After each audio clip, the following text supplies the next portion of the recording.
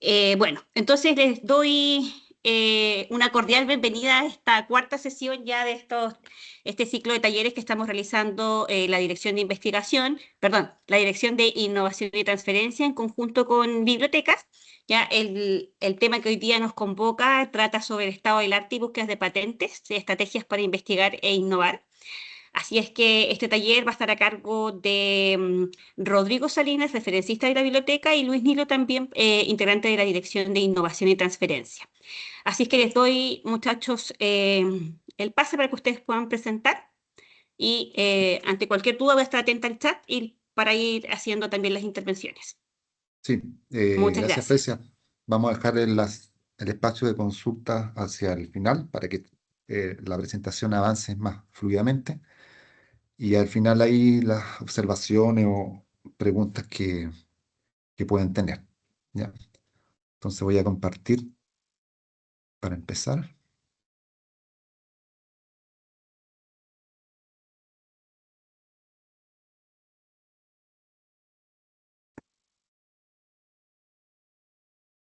¿Ahí se ve bien? Sí, ¿Sí? Ya, Sí. listo.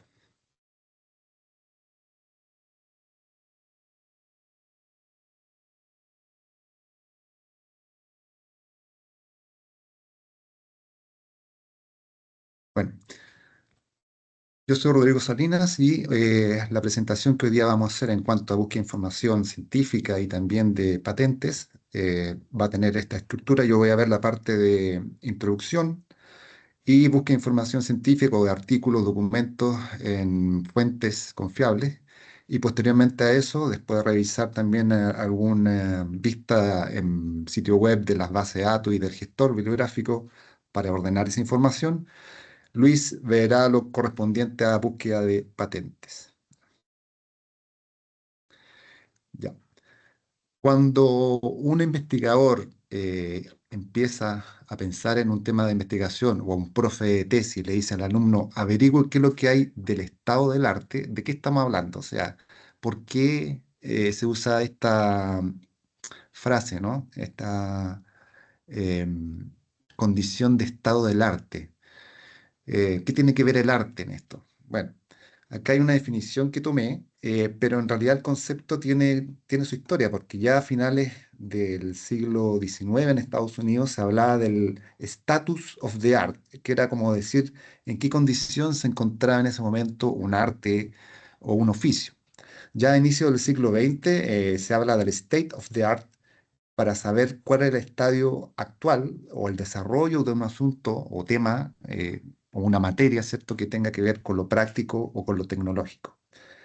Ya posteriormente derivó hacia uso de como de métodos, materiales o conocimientos que eh, de reciente desarrollo. Era como para saber en qué está tal disciplina. Y es más o menos dentro del escenario anglosajón que se trabaja de esa manera el estado del arte. Nosotros acá vamos a tener otra visión, que es la más común, ¿cierto? Que es sobre una aproximación, ¿cierto?, al concepto más de investigación documental. También tiene que ver con, como te dije anteriormente, revisión de propuestas de investigaciones o investigación con finalidad de construcción de sentido, con una visión más epistemológica. Pero en este caso nosotros vamos a entender estado del arte como la búsqueda, ¿cierto?, de documentos para tratar de sistematizar lo que hay en producción sobre un área del conocimiento. Entonces, si se fijan acá, este monito, claro, se hace estas preguntas, ¿qué se ha investigado? ¿Qué tanto se ha investigado? O cuáles son las metodologías que se han usado para poder tener una visión más completa del tema, ¿cierto? Y desde ahí empezar a tener una aproximación más completa. El estado del arte nos va a permitir entonces ver globalmente lo que se ha investigado sobre el tema y qué resultados se han logrado. De esa manera podemos abarcar teorías, metodologías, tendencias. También podemos ver qué cosas no se han investigado qué vacíos hay dentro de la disciplina y también nos va a permitir justificar por qué vamos a hacer esa investigación, ¿cierto? ¿Para qué vamos a repetir, cierto, de investigaciones que ya se han hecho? O sea, uno revisando el estado del arte se puede evitar de duplicar información o esfuerzos que ya se han hecho por otras personas. A no ser, claro, que uno tenga a lo mejor un punto de vista diferente, quiera rebatir alguna apreciación, algún enfoque. Ahora, en búsqueda de información en estado del arte, acá podemos ver lo que corresponde a ciencia, con lo que tiene que ver con la propiedad intelectual, que es lo que voy a abordar ahora en búsqueda bibliográfica de información, ¿cierto? Acá pueden ser artículos de investigación y una serie más de documentos que también comprendan las bases de datos o las fuentes que uno puede detectar, llámese eh, ponencias de congreso o seminario, eh, review o ciertas revisiones de artículos. También puede comprender tesis, pueden comprender capítulos de libros. Toda esa información documental puede estar contenida dentro de una búsqueda de información bibliográfica. Y lo que tiene que ver con Luis más adelante, que va a abordar lo que corresponde a la búsqueda en tecnología, propiedad industrial. Eso ya corresponde a búsqueda patente, que es investigación, pero ya en forma aplicada, ¿cierto? A procesos o a objetos, tecnología que se haya creado a raíz de una investigación previa que se ha hecho documental. Búsqueda de información científica, entonces, tiene que ver con este proceso de búsqueda mediante la recuperación, el análisis o la interpretación de datos secundarios, es decir, que otras personas otros investigadores hayan podido eh, publicar en diferentes fuentes documentales, ya sean impresas, audiovisuales o electrónicas.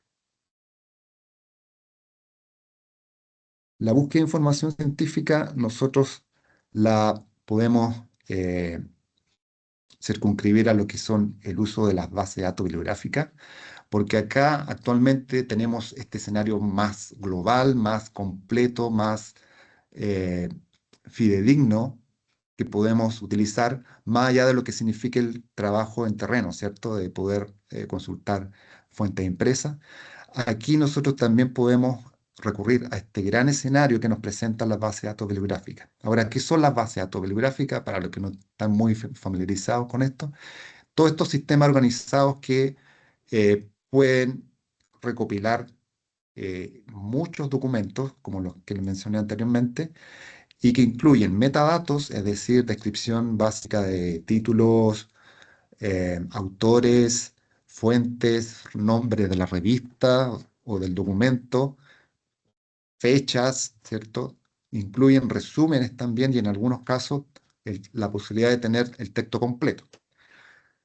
Esto nos va a permitir tener información confiable, relevante, es decir, hay comités de otros expertos que están revisando si estos artículos que se escriben están acogidos a una metodología, presentan resultados comprobables y se ciñen al método científico.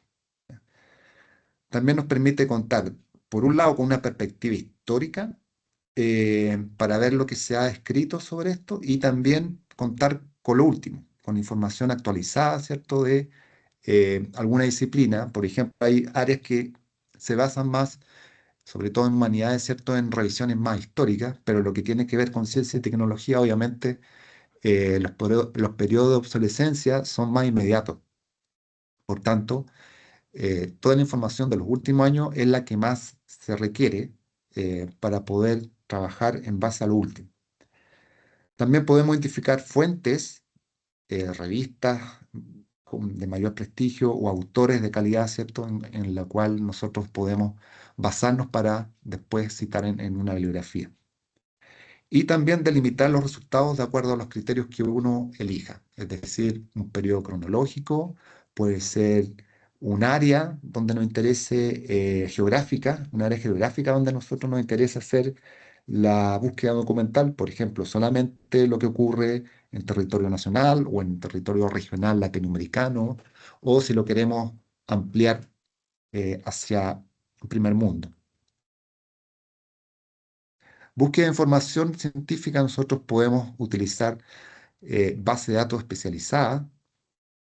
Hay otras multidisciplinarias que son las que contienen varias temáticas, ¿cierto? Varias áreas del conocimiento. En este caso, acá puse un ejemplo, es Wiley Springer Nature, y especializada, por ejemplo, APA Science solamente tiene que ver con el área de psicología, psicoterapia, o Euromonitor International, que tiene que ver con el tema de industria, de comercio, de productos.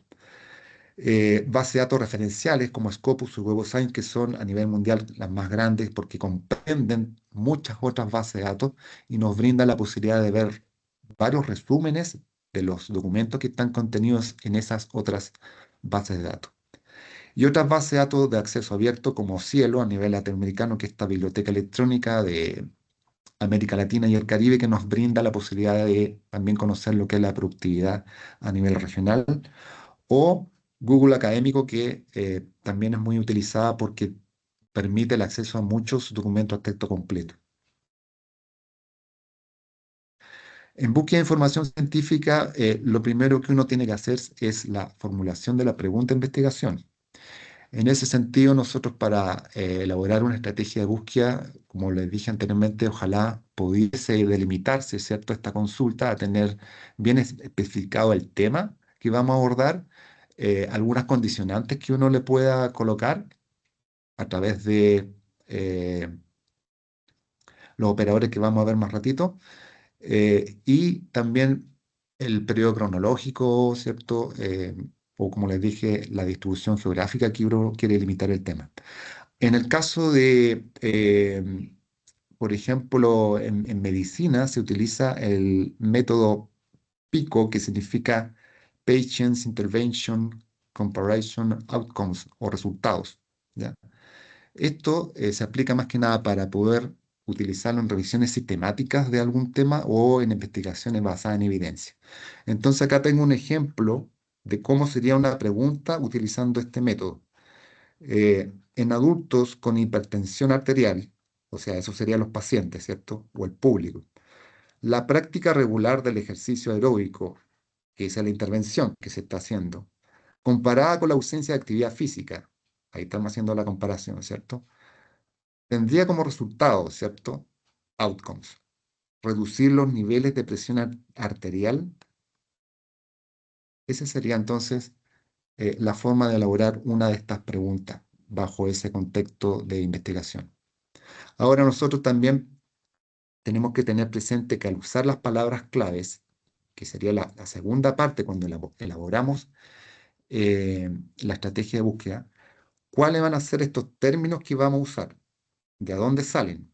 Pueden ser de tesauros, de alguna disciplina, ¿cierto? Este compendio de términos aceptados, normalizados, que se trabajan regularmente en alguna disciplina, o también dentro de la literatura que se va generando. Uno mismo puede, dentro de las bases de datos, revisar cuáles son las keywords o palabras claves bajo un tema que van apareciendo al elaborar una estrategia de búsqueda.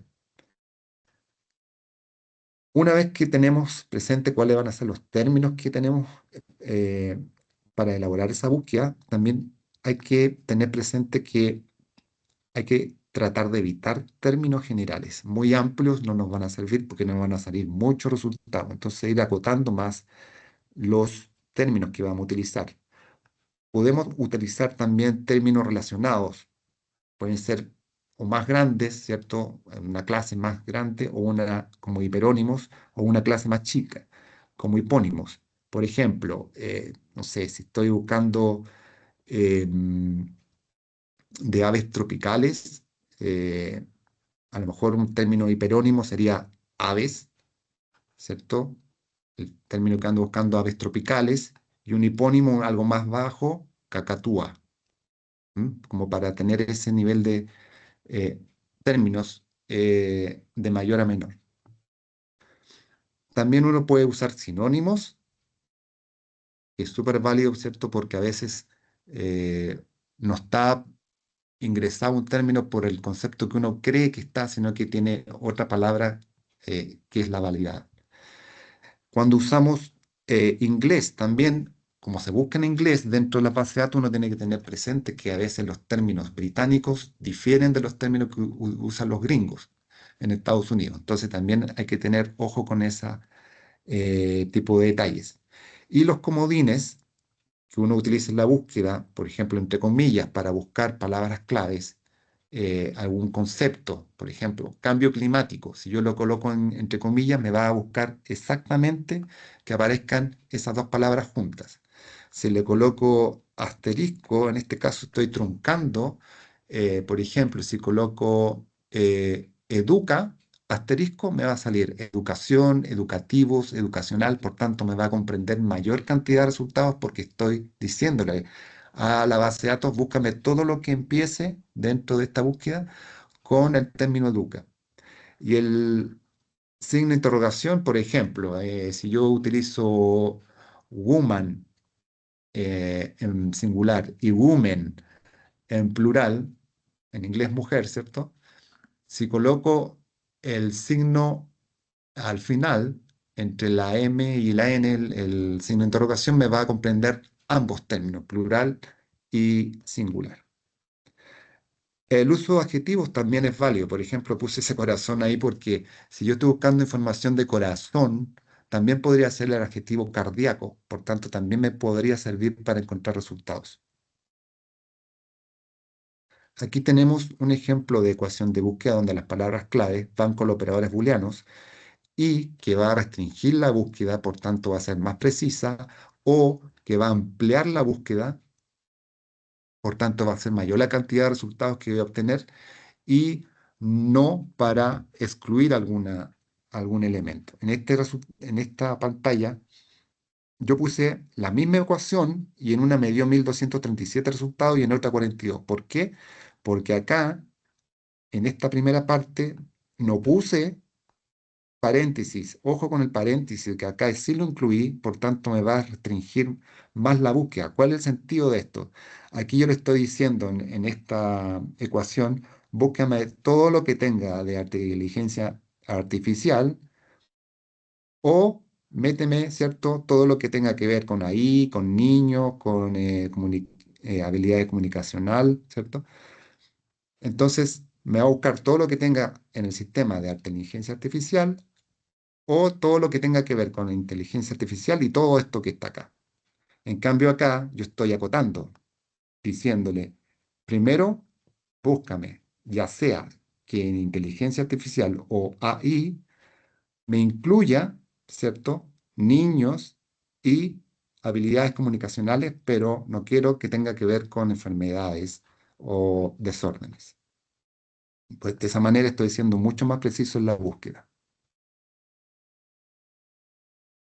Ahora, acá uno puede aplicar filtros cuando le sale información científica que puede ser rango cronológico, tipo de documento que quiere ver, el idioma o las regiones países, como le expliqué anteriormente. Veamos un ejemplo.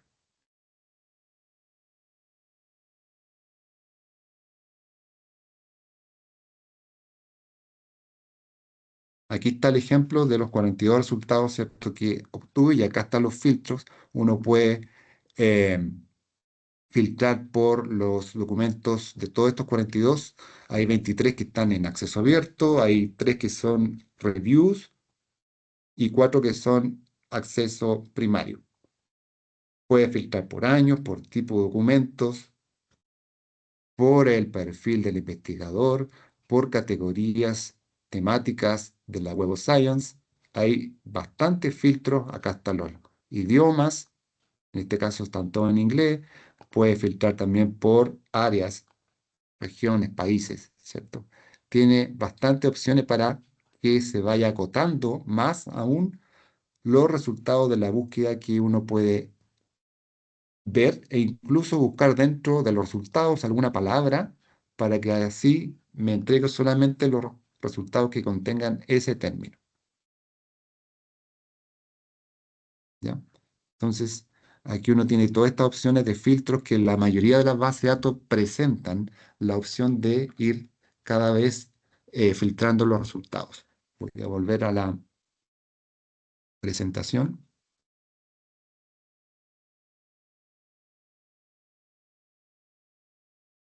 Un momento, me fui.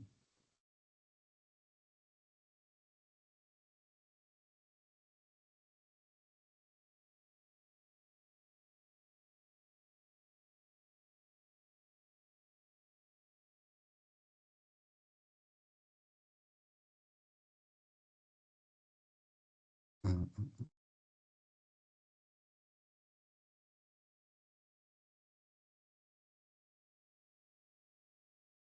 ya.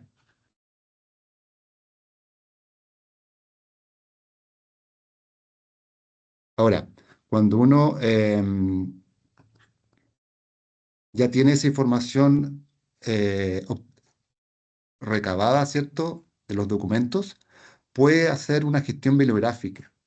Y esto se realiza a través de un gestor bibliográfico, que es esta herramienta que nos va a permitir organizar los documentos, almacenarlos, puede crear colecciones, puede generar grupos de trabajo para compartir esa información, puede importar las referencias desde las bases de datos en forma automática y también generar bibliografía o cita en un documento de texto, en este caso un Word, para que los documentos que tengamos dentro de este gestor aparezcan citados automáticamente.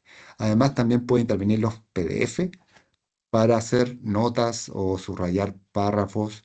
Acá tenemos algún ejemplo de gestores bibliográficos. Nosotros utilizamos Zotero, pero están todas estas otras opciones también, algunas con opción de tener eh, una cuenta básica, ¿cierto? Gratuita.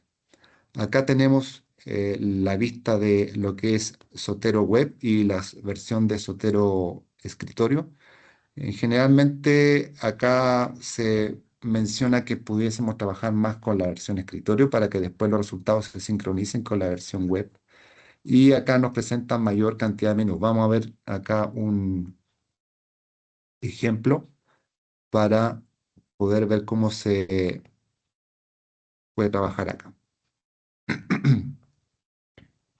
Entonces, aquí yo me logueo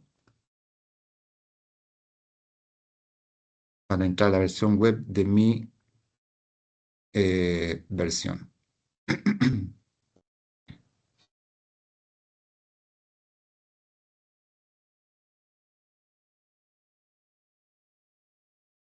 Aquí aparece primero toda la biblioteca, dice mi biblioteca, acá aparecen todos los documentos que yo tengo incluido en mi gestor, y acá puedo ir viendo las diferentes carpetas que yo puedo ir generando con un nombre y con la cantidad de documentos que le vaya adjuntando, ¿ya? La gracia es que acá, aparte de las carpetas, uno también puede ir creándose grupos, bibliotecas grupales. Estos grupos pueden ser abiertos o cerrados, ¿cierto? Para invitar a otras personas para que revisen lo que es el compendio de tus documentos que tienes en el gestor bibliográfico. El gestor acá, yo puedo ir viendo eh, las carpetas, como le decía, y además, por ejemplo, si yo voy viendo acá la metadata que aparece asociada, puedo revisar el resumen dentro del mismo gestor, los datos que contiene, y además uno puede ir abriendo el documento si tiene adjunto el PDF para poder intervenirlo y hacer algunas, por ejemplo, si quiero ir subrayando algunas partes o quiero ir destacando otras, subrayando, puedo cambiarle color, ¿cierto? Puedo agregarle alguna nota también, si es necesario. Puedo intervenir bastante el documento y compartirlo con los otros que componen el grupo, ¿ya? Entonces esto queda solamente dentro de un uso privado. No es que se altere el documento original, sino que esto queda dentro del uso privado que yo tengo. De esa manera nosotros también podemos tener la opción de poder encontrar dentro, por ejemplo, aquí, si yo abro este documento que me permite bajarlo full text, aquí yo lo puedo, con el conector que uno se baja cuando se loguea, o sea, cuando descarga Zotero, uno puede también bajar el conector que automáticamente, si yo le hago clic ahí, me va a llevar el artículo que me interesa a la carpeta que yo elija. En este caso, automáticamente me lo lleva a mi biblioteca, pero yo puedo elegir otra de las carpetas. Una vez que eso ocurra, yo puedo comprobar, ¿cierto? Dentro de mi biblioteca, ahí está el artículo que acabo de bajarme.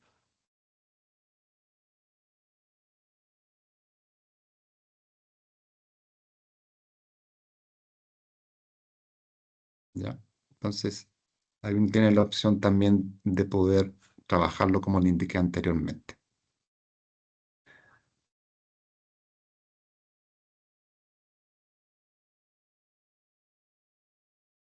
Así que de esa manera vamos a gestionar mejor la documentación que tengamos. Nosotros en biblioteca damos talleres de Zotero también para que aquellos interesados puedan contactarnos. Acá yo le hice una muestra súper a la rápida para más o menos indicarle cómo poder trabajar esto y a la vez también indicarles que cuando uno está escribiendo un documento en un Word aparece una ventana de Zotero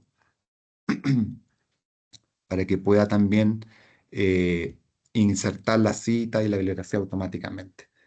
Así que ya en honor al tiempo, le doy el pase ahora a Luis para que pueda continuar con la presentación y así eh, seguir con patentes. Vale, gracias por el pase. ¿Se ve mi pantalla? Se ve. Sí, Sí. perfecto. Gracias. Bien, desde el punto de vista de las patentes, nosotros podemos pensar que la búsqueda del estado del arte la podemos ocupar como una estrategia de vigilancia estratégica. Esto significa que las patentes nos pueden servir como fuente de información para distintos elementos, no solamente pensando en que queremos también patentar, sino que ocuparla para otros tipos de usos que el desarrollo o la tecnología que nosotros estamos en proceso de protección o que ya hemos protegido, queremos conocer un poco cómo también se moviliza el mercado. Y es por eso que nosotros... Una conexión por su chorro. ¿Sí? Ya, perfecto. Entonces, dentro de esta estrategia de vigilancia estratégica, nosotros tenemos la vigilancia tecnológica, que es el símil a la vigilancia que mostró recién Rodrigo sobre paper. Esta vigilancia tecnológica es sobre las patentes que se han publicado sobre una tecnología que es de nuestro interés. Cuando hablamos de vigilancia del entorno, es un poquito más amplio porque no solamente toma los puntos de patente, sino que además está tomando qué es lo que pasa con respecto a también publicaciones, qué te pasa también con publicaciones científicas, qué pasa también con publicaciones en medios de comunicación, por ejemplo, en diarios, en revistas, etcétera, ¿ya? Y que también está alineado con la vigilancia comercial, porque claro, nosotros tenemos un producto que eventualmente queremos proteger, pero también tenemos que saber cuáles son qué otros productos similares hay en el mercado y esto se engancha con la inteligencia competitiva porque nosotros tenemos que hacer una búsqueda más también estratégica pensando en cuáles son nuestros competidores más cercanos y cómo nos diferenciamos con estos competidores con respecto a la tecnología que nosotros tenemos. Entonces, en este conjunto, nosotros le llamamos a vigilancia estratégica a estos cuatro elementos que son la vigilancia tecnológica, entorno, vigilancia comercial y vigilancia, inteligencia competitiva, ¿ya? La base de datos, en este caso de patentes, no sirven para hacer las cuatro, pero existen otras herramientas, como por ejemplo Euromonitor, que nos permite hacer vigilancia, inteligencia competitiva o vigilancia comercial, ¿bien? Y claro, Google o cualquier herramienta buscador nos permite hacer búsquedas de vigilancia en el entorno. Ahora, eh, con respecto a un poquito más de detalle, la vigilancia comercial efectivamente estudia los aspectos que están referentes a los clientes, los proveedores, los mercados, que nos permita hacer un barrido de qué es lo que se acerca a lo que nosotros queremos proteger o después salir a comercializar. Y también la vigilancia del entorno ocupa los hechos exteriores que pues, eventualmente podrían condicionar nuestra salida al mercado de nuestro producto. Por ejemplo, condiciones políticas o medioambientales, regulatorias, etcétera. ¿Ya? Entonces, la idea de la vigilancia también comercial o competitiva es que, por ejemplo, si tenemos un producto, efectivamente lo podamos comercializar porque no estamos vulnerando a lo mejor alguna regulación o a lo mejor no hay una regulación para ese tipo de producto que nos permita salir al mercado. Por ejemplo, eh, si bien está en el ámbito del software, pero cuando Uber comienza a ser utilizado, no había regulación sobre el respecto y muchos países empezaron ex post a regular sobre Uber. Y en este caso, claro, Uber básicamente lo que hizo fue mover las legislaciones de los países hacia lo que ellos que tenían como modelo de negocio. Sin embargo, existen otros desarrollos tecnológicos, como por ejemplo los dispositivos médicos, que no se pueden, por ejemplo, proteger o no pueden comercializar porque eventualmente están vulnerando alguna legislación de algún país en particular. No sé, algún dispositivo, por ejemplo, que permita realizar abortos cuando en países que el aborto está prohibido, ¿ya? O no está regulado, ¿ya? Eh, ahora, nosotros desde el punto de vista de la búsqueda de patentes, y también como comentó Rodrigo, nosotros tenemos que pensar en que estamos teniendo o abordando una problemática desde un punto de vista aplicado. Es decir, que lo que nosotros estamos desarrollando no únicamente está cubriendo una necesidad científica, sino que además está cubriendo una necesidad de una tecnología que va a ser aplicada en el mercado, ¿ya? Entonces, cuando nosotros pensamos en hacer la vigilancia tecnológica, también tenemos que pensar en qué queremos hacer con ese producto o con ese servicio que estamos desarrollando. No solamente quedarnos en que quiero hacer la búsqueda para saber cuáles son lo que hay al lado, sino que también hay que pensar en que, por ejemplo, si quiero hacer una vigilancia tecnológica, pensar en que quiero llegar con un producto particular a cierto mercado objetivo, ¿ya? Por lo tanto, uno de los elementos que ahí nos va a servir es poder tener información técnica actualizada de lo que pasa en el estado del arte. Y ya vimos, por ejemplo, cómo podemos recuperar información de artículos, pero también aquí en este caso es recuperar información de patentes, ¿ya? Ahora, también nos va a permitir determinar, o nosotros para hacer vigilancia tecnológica necesitamos determinar cuál es el perfil de los competidores más cercanos. Es decir, por ejemplo, si yo quiero competir con una tecnología en la industria acuícola, ¿cuáles son los competidores que tienen tecnologías similares? O si quiero competir, por ejemplo, con una tecnología en el área agroindustrial, por ejemplo, un seleccionador de frutas, yo podría eventualmente ver que México tiene un gran desarrollo en ese tipo de industrias, ya con inteligencia artificial. Entonces, nosotros tenemos que también en la vigilancia tecnológica tratar de abarcar estos puntos con los cuales nosotros queremos llevar nuestro producto al mercado. Finalmente, también nosotros podemos, dentro de la vigilancia tecnológica, buscar ciertos partners comerciales o empresas que pudiesen estar interesados en mi tecnología. Uno de los elementos que nosotros hacemos cuando hacemos búsqueda vigilancia tecnológica es también pensar en cuál podría ser nuestro potencial cliente o nuestro potencial licenciatario para poder entregarle este desarrollo tecnológico, ¿ya? Eh, ahora, nosotros, bueno, Rodrigo explicó un poco lo que era esta evaluación, de cómo hacer la búsqueda.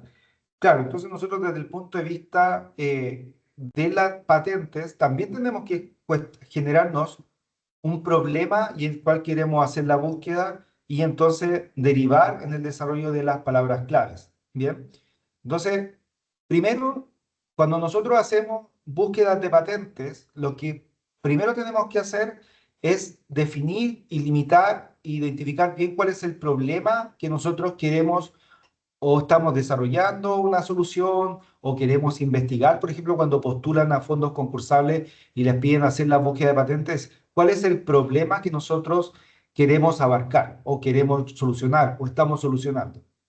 Pues una vez que tenemos definido ese problema, nosotros de ese problema podemos entonces obtener ciertas palabras claves que nos van a permitir hacer una búsqueda o refinar una ecuación de búsqueda, como mostró Rodrigo hace un momento también.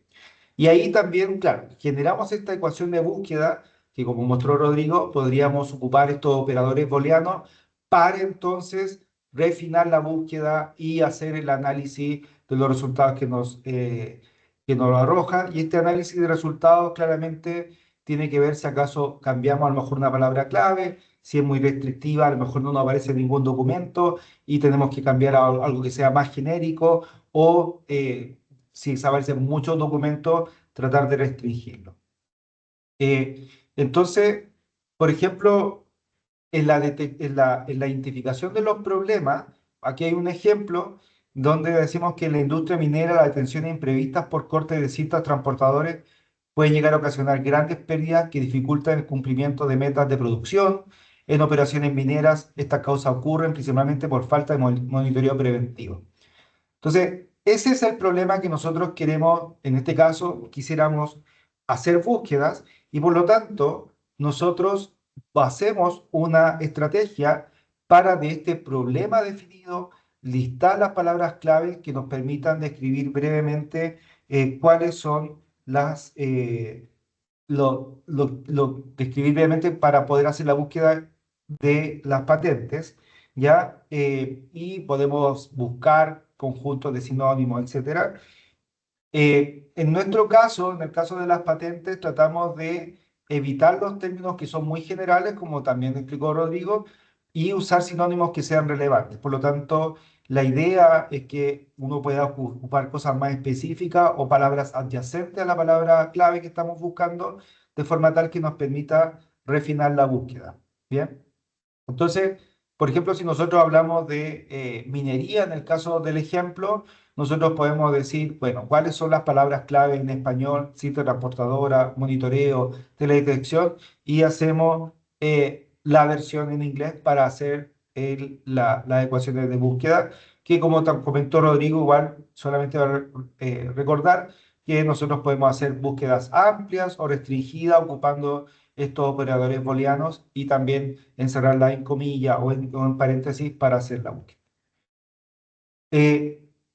Ahora, algo muy importante en el mundo de las patentes, además de generar una ecuación de búsqueda, es también tratar de identificar dónde se encuentra clasificada esa patente, ¿ya? Porque nosotros en el tema, en el mundo de las patentes existen clasificadores internacionales que nos permiten restringir aún más la búsqueda o si no sé la palabra clave o no puedo llegar por palabras clave, puedo buscar a través de las clasificaciones internacionales. Y esto nos va restringiendo entonces el ámbito y normalmente uno podría empezar por ahí a buscar a lo mejor con el clasificador internacional de patentes que tiene varias subcategorías, ¿ya?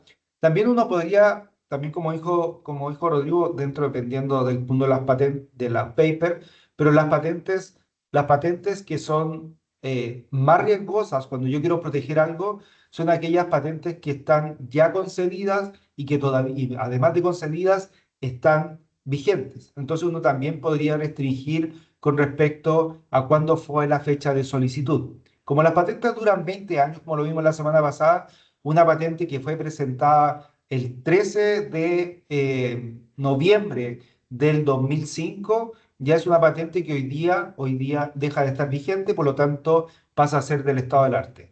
Pero si es una patente que, por ejemplo, fue presentada el 26 de diciembre del 2005, es una patente que todavía está vigente, le queda un mes y por lo tanto nosotros podríamos eventualmente estar infringiendo alguna patente concedida, ¿ya? También uno puede hacer la búsqueda, por ejemplo, si conoce la universidad o la empresa que eventualmente desde el punto de vista comercial está trabajando con esa tecnología y por lo tanto uno podría también buscar, por ejemplo, los investigadores que están en un paper o la universidad o la empresa si es que corresponde el caso y bueno, como ya vimos, usar las palabras clave. Entonces, por ejemplo, acá en el ejemplo está una clasificación internacional, el número de la solicitud, la fecha de presentación de esa patente y quiénes son los inventores y los solicitantes. La semana pasada vimos que en el tema de propiedad intelectual estaba el titular, que era la persona natural o jurídica, que era el dueño de esos derechos de titularidad. En el caso de las solicitudes de patente hablamos de inventor, que es la persona natural, siempre es una persona natural, y el solicitante es la persona, o el titular es la persona jurídica, o puede ser también una persona natural. Por ejemplo, por todas las patentes que nosotros tenemos en la UAI es el solicitante y el inventor son nuestros investigadores que han desarrollado patentes. Bien, entonces, el código hablando de los códigos de búsqueda, nosotros tenemos el código CIP, que es el más usado, que es el Código Internacional de Patentes, que identifica distintos campos técnicos que van desde la letra A, de necesidades corrientes de la vida, a la letra H, que es electricidad. Y por lo tanto, nosotros hablamos de sección, por ejemplo, la letra, hablamos de clases, subclases y grupos. Bien, ahora. Si, por ejemplo, yo quisiera buscar zapatillas de tenis, nosotros en este caso, el clasificador está en la WIPO, por lo tanto ahí está el link. Nosotros si buscamos, por ejemplo, zapatillas de tenis, estamos hablando de necesidades corrientes de la vida, que es calzado, que es cierre y accesorio, y zapatillas de tenis como último subgrupo. Entonces, uno podría también empezar a hacer búsquedas desde los subgrupos o desde la sección. Uno podría ir jugando con dónde quiero ir buscando, algo que se le parezca. ¿Dónde está eh, bueno, la búsqueda de estas patentes, el caso anterior que no se ve en la imagen es un buscador de Google. Google Patent es un buen buscador porque tiene las bases de datos de Estados Unidos y Europa. Por lo tanto, tiene una base de datos bien grande de patentes. Por lo tanto, ustedes buscan Google Patent, que era la imagen que no se vio recién, y esa imagen o esa búsqueda, ustedes pueden entonces hacer una ecuación de búsqueda, como explicó Rodrigo, y buscar en Google Patent. Y eso es un buen buscador, ya no es malo, no es porque sea gratis, va a ser malo. Entonces, ese es un ejemplo. Y este ejemplo que muestro acá es el buscador de patentes de SpaceNet, que es el buscador de la base de datos europea. Y aquí este buscador es bastante interesante porque uno puede encontrar aquí, por ejemplo, o puedes buscar a través de los títulos de las patentes o buscar palabras claves en el abstract de las patentes o si uno sabe, por ejemplo, quién es el aplicante, por ejemplo, Universidad Adolfo Ibáñez, o si dijéramos, hoy vamos a buscar que si alguien, un inventor que conocemos, un autor, otro científico en otra universidad, si tiene patente en el área, uno podría buscar también por estas clasificaciones. Por ejemplo, vamos a buscar todas las patentes que tiene Luis Nilo o todas las patentes que tiene la Universidad Adolfo Ibáñez. Entonces, hay un poco autorreferente, pero por ejemplo, si yo me busco en el buscador de SpaceNet, aparecen las patentes en las cuales yo, cuando trabajaba con investigador, eh, están solicitadas por otra universidad, pero yo aparezco como inventor. Si yo busco los papers, estoy también ahí, aparezco como autor de un par de papers. Y si yo busco, por ejemplo, las patentes que tenemos en la Universidad Adolfo Ibáñez, aparece el listado de las patentes. Entonces, también como estrategia, uno si conoce un autor de un paper y quiere saber si acaso ese autor tiene una patente, uno en estos buscadores, como por ejemplo SpaceNet, uno podría buscar por ese autor o por la empresa o por la universidad. ¿Bien? Eh, Otro buscador que también ocupamos, estos son todos buscadores gratuitos, no se pagan, ocupan bases de las bases que están gratis, o sea, la información que está ya disponible en las distintas oficinas de patentes. Otro buscador que a nosotros nos gusta bastante en la oficina es el buscador de lens.org, ahí está el link. Y este buscador es bastante interesante porque no solamente nos permite encontrar patentes, sino que también nos permite hacer análisis de esas patentes y, por ejemplo, saber cuál es la tendencia de publicaciones de patentes de una búsqueda que estamos haciendo, o nos aparece también, por ejemplo, qué países son donde más te está patentando. Es muy gráfico y es bastante interesante para hacer informes o reportes, por ejemplo, para un proyecto que estamos ejecutando o que vamos a postular. Lens.org nos permite sacar pantallazos o bajar imágenes y que bien ilustrativo sobre el escenario de patentes que existen. Bien, ahí tampoco esta imagen se ve, pero acá eh, les quería contar, lo voy a dejarlo ahí, que como resumen entonces para las búsquedas de patentes, y como comentó Rodrigo, la idea quizás en este caso es partir de términos bien amplios y que no tengo bien claro y empezar a acotar, no por tener más patentes quiere decir que la búsqueda sea buena, es decir, si yo encuentro, por ejemplo, hago una búsqueda sobre algún tema, un problema, y yo encuentro, no sé, 30 patentes, esa es una buena búsqueda. Si encuentro 10 patentes, es una búsqueda quizás mejor porque no estoy ampliando tanto. Bien. Eh, la idea cuando hagan búsquedas de patentes, o bueno, cuando nos encarguen también es definir bien el problema y nosotros podemos hacer estas búsquedas con palabras clave inclusivas o exclusivas, pero también es importante que junto con nosotros, con los investigadores o los estudiantes, podamos definir cuál es la estrategia de búsqueda, es decir, para saber efectivamente si estamos buscando o haciendo lo que queremos buscar, ¿ya? Eh, y una vez que se define la estrategia de búsqueda, nos permite entonces hacer estas búsquedas como por ejemplo en lens.org y nosotros como oficina les podemos entregar a los investigadores los informes de búsqueda de patentes para los fondos concursables, para informes de proyectos que tengan que entregar. Bien, entonces, pues, para respetar el tiempo, no sé si hay alguna pregunta de los temas, ¿no? Entonces, estamos, estamos ok. Bueno, esto va a quedar grabado, entonces después podemos, si tienen dudas, pueden revisar y siempre está disponible el correo de nosotros para poder hacer consultas en particular. ¿Mm? Muchas gracias, Luis, Rodrigo. Y bueno, si tienen alguna duda o consulta, también nosotros dejamos un correo de biblioteca por si es que gustaran o necesitaran un taller de Zotero. Pero si tienen alguna duda, también pueden canalizarla por ese correo y nosotros lo vamos conversando también con Luis para poder resolver sus dudas.